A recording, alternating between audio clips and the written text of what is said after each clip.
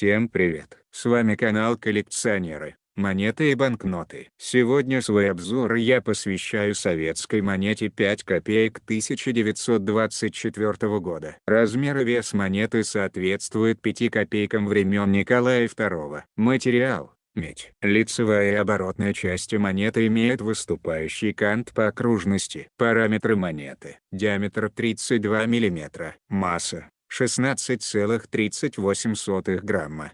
Толщина 2,4 мм. Сплав – медь. Гурт – гладкий. Монетный двор – ленинградский или бирмингемский. Тираж монеты – неизвестен. Однако исследователи все же смогли посчитать, что в 1924 году Ленинградским монетным двором было выпущено порядка 14 миллионов 580 тысяч монет, а в Бирмингеме отчеканили для СССР 23 миллиона 500 тысяч 200 экземпляров. Более того, выяснилось, что в 1925 году Ленинградский монетный двор выпустил еще 7 миллионов 753 тысячи пятикопеечных монет, на которых проставили 1924 год. Аверс монеты: посередине крупно изображен герб СССР образца 1923 года с 6 перевязями ленты на колосьях пшеницы, по числу языков входивших тогда союзных республик. Герб упрощен и не имеет текста на ленте. Вокруг герба вдоль канта слева направо тянется надпись «Пролетарии всех стран,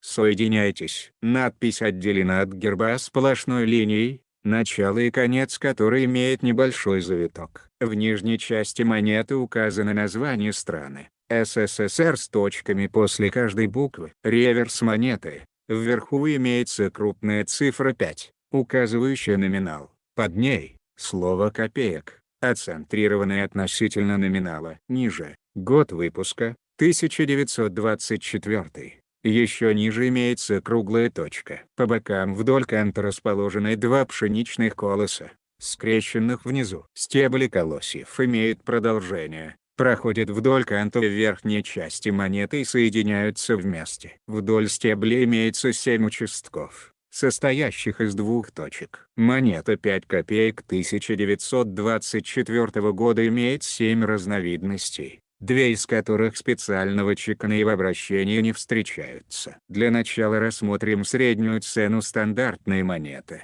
и впоследствии уже перейдем к самим разновидностям.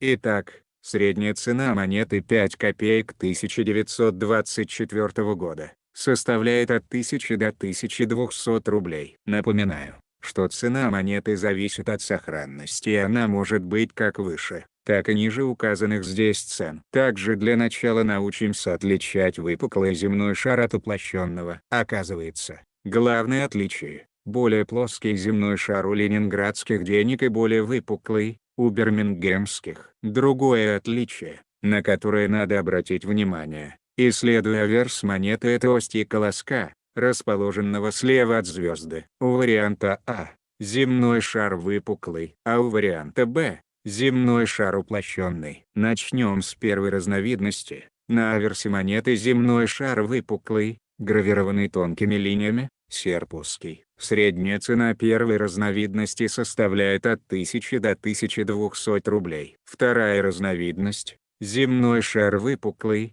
гравированный глубокими линиями, серп широкий. Средняя цена второй разновидности составляет 40 тысяч рублей. Третья разновидность – на аверсе монеты земной шар выпуклый, гравированный четкими линиями, серп узкий. Средняя цена третьей разновидности составляет 30 тысяч рублей. Четвертая разновидность – на аверсе монеты земной шар уплощенный, гравированный тонкими неглубокими линиями. Средняя цена четвертой разновидности составляет от 1000 до 1200 рублей. Пятая разновидность специального чекана, и она полностью повторяет четвертую разновидность. Отличия заключаются в рубчатом гурте монеты. Распространялись они в среде коллекционеров. Проводилось это через Советскую филателистическую ассоциацию. В свободное обращение монеты не выходили. Это значит, что в бабушкиной копилке вы их не найдете. Что касается цены пятой разновидности, то точных данных нет, так как монета очень редкая. вследствие чего цена на монету будет договорная. Шестая разновидность. На аверсе монеты земной шар уплощенный, гравированный толстыми глубокими линиями. Средняя цена шестой разновидности составляет 2000 рублей.